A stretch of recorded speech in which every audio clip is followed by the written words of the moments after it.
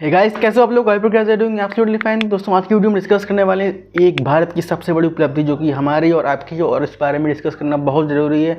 आपको इस बारे में अब तक तो पता चल ही गया होगा, अगर पता नहीं चला है तो अब जानना बहुत ही ज़रूरी है, बिकॉज ये one of the biggest achievement हमारे देश की है और इस पर हमें बहुत ही गर्व है। ऑब्वियस सी बात है, बिकॉज ये जो इंडिया ने करके दिखाया है ये अभी और किसी कंट्री ने करके नहीं दिखाया। यस दोस्तों, मैं बात कर रहा हूँ चंद्रयान-3 के बारे में। भारत ने सफलतापूर्वक ये मिशन सक्सेसफुल कर लिया। चंद्रयान-2 में ऑब्वियस सी बात है, हमें भूलना नहीं चाहिए कि हमारी एक असफलता रही थी। हालांकि उस असफलता से हमारे साइंटिस्ट ने काफ़ी कुछ सीखा और हम लोगों ने भी काफ़ी सपोर्ट किया हमारे इसरो साइंटिस्ट की वजह से। गाइस, ये हमें चंद्रयान-3 की प्रॉपर लैंडिंग हो गई। और अगर गाइस अभी ये लैंडिंग ना हो पाती तो ये अगर पोस्टपोन होती तो ऑब्वियस सी बात है 1 महीने के बाद ही लैंडिंग होती, बिकॉज अब की बार ना सारे सेफ्टी मेजर्स हमारे साइंटिस्ट ने लेके रखे थे एंड ऑफ कोर्स पहले भी लिए गए थे, बट अब की बार थोड़े नेक्स्ट लेवल स्टेप्स लिए गए जिसकी वजह से एकदम सेफ लैंडिंग करी गई। बात कर लेंगे इतना टफ क्यों हुआ या पहली बार लैंडिंग ये क्यों हो पाई, बिकॉज इसके पहले भी कई कंट्रीज़ लाइक इसराइल हो गए, रशिया ने तो खैर रिसेंटली ट्राई किया था लैंडिंग कराने का, उनका फेल हो गया। तो गए इस बात कर लें इस सतह की जहाँ पे लैंड किया है तो वहाँ पे गाइस आराम से 200 से 250 डिग्री सेल्सियस जो कि माइनस में टेम्परेचर होता है, और इस टेम्परेचर पे सारे मैकेनिज्म जो भी मैकेनिकल डिवाइसेज हैं सब फेल हो जा रहे हैं। इंस्ट्रूमेंट्स जो भी थे लैंडर रोवर्स की बाकी कंट्रीज़ की जो फेल हो जा रहे थे, इस वजह से वो लोग की लैंडिंग सक्सेसफुल नहीं हो पाई। हालांकि इंडिया ने ये कर दिखाया। साउथ पोल पे गाइस मून के पहली बार जो लैंड किया है वो हमारा देश है। और भी कई कंट्रीज ट्राई कर चुके हैं, सब फेल हो चुके हैं। हालांकि और भी कंट्रीज लैंड किए हैं बट वो इक्वेटर पे लैंड किए हैं, जो कि उतनी बड़ी बात नहीं है, बिकॉज इसके पहले 4 कंट्रीज़ और लैंड कर चुकी हैं। हालांकि साउथ पोल पे फर्स्ट कंट्री है।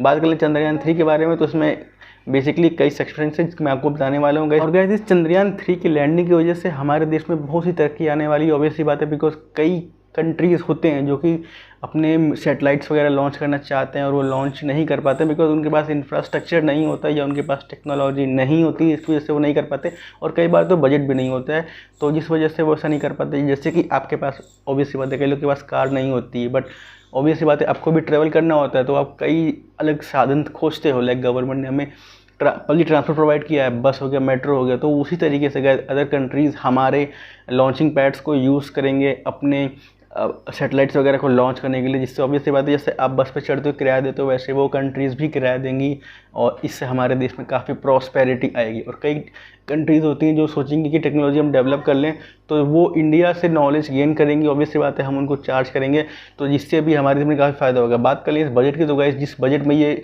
चंद्रयान-3 लॉन्च हो गया उतने में भाई गाइस मूवीज़ भी नहीं बनती हैं।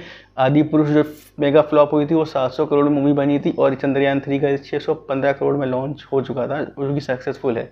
बात कर लें इसके स्पेसिफिकेशन की तो इसका वेट गाइस 1700+ kg का रखा गया है। इसका एरिया 40 गुना बढ़ा दिया गया है और इसके जो फीट जिन पे ये लैंड कर रहा है उसकी भी काफ़ी स्ट्रेंथ अब की बार बढ़ाई गई है, ताकि इतना भारी भरकम जो हमारा रोवर है वो आराम से लैंड कर जाएगा। लैंडर का नाम अब की बार ये हमारा विक्रम है और जो रोवर है उसका नाम प्रज्ञान है। और गाइस चंद्रयान-3 में कई सारी टेक्नोलॉजीज़ यूज़ की गई जिनमें से कुछ मैं आपसे शेयर करने वाला हूँ। तो फर्स्ट जो कि है रैम्बा का फुल फॉर्म है radio anatomy of moon bound hyper sensitive ionosphere and atmosphere. ये गाइस मून की सरफेस को रीड करने के लिए टेक्नोलॉजी इसमें इंस्टॉल की गई चंद्रयान-3 में, जो कि रीड करने के बाद डेटा को इंडिया में सेंड करेगा। दूसरी टेक्नोलॉजी इसमें यूज़ की गई चेस्ट चंद्र सरफेस थर्मोफिजिकल एक्सपेरिमेंट, और ये यूज़ की गई जो थर्मल प्रॉपर्टीज़ हैं जो कि एलिमेंट में पाए जाएंगे मून के, वो जैसे कि मान लीजिए प्रेशियस मेटल्स हमें मिल सकते हैं जो को हम लोग उसको आराम से यूज़ कर सकते हैं गाइस। जैसे कि बहुत सी चीज़ें हैं, जैसे कि मान लीजिए हमें बैटरी रिन्यूएबल एनर्जी में हम यूज़ कर सकते हैं। मे बी कुछ ऐसी रिनोवेशन हो जाए, कुछ ऐसी इनोवेशन हो जाए जिससे हमारी टेक्नोलॉजी में काफ़ी लीप्स एंड बाउंड्स का हमें चेंज देखने को मिले। उसके बाद गाइस ILS है instrument for linear seismic activity. ये गाइस जो मून पे जो भी इसमें एक्टिविटी होंगी, लाइक जो भी वहाँ पे जो क्वैक्स आएंगे, जो वहाँ के मून क्वैक कह सकते हैं, जैसे इंडिया में अर्थ क्वैक होता है, तो वैसे जो भी वहाँ पे एक्टिविटी होगी उसको ट्रेस करने के लिए गाइस ILS से इंस्टॉल किया गया है।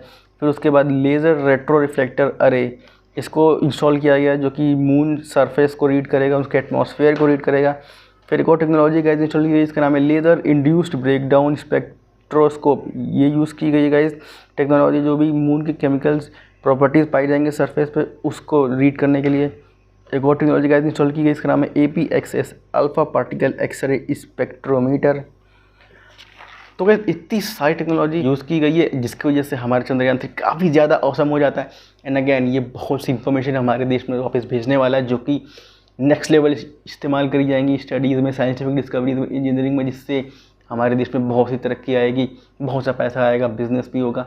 तो गैस उम्मीद करते हैं वीडियो से आपको काफ़ी इन्फॉर्मेशन मिली होगी। वीडियो को अच्छी लगी वीडियो को जल्दी से लाइक करें, सब्सक्राइब करें मेरे चैनल को, क्योंकि मैं कोशिश करता हूँ हमेशा आप लोगों के लिए अपडेटेड कंटेंट लाते रहने की। तो अगर आपने अंत तक देखा है तो ऑब्वियसली बात है आपको इंटरेस्टेड है एंड आपका कंटेंट अच्छा भी लग रहा है। तो क्यों ना गए तो लाइक और सब्सक्राइब कर दो। मिलते हैं नेक्स्ट वीडियो में। Goodbye and take care guys.